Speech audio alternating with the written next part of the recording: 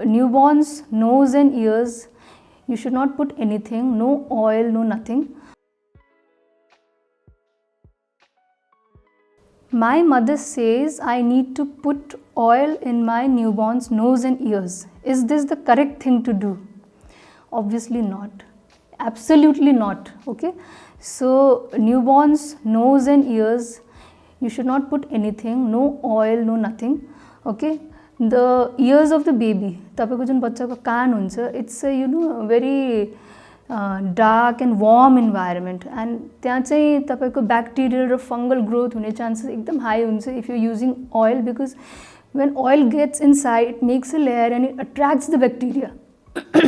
So it's better, it's recommended not to put any oil in the ears, and similarly the nose, because त्यो तपाईको जुन नवजात शिशु हुन्छ, newborn baby, the nasal lining is very delicate, and the oil can harm that lining.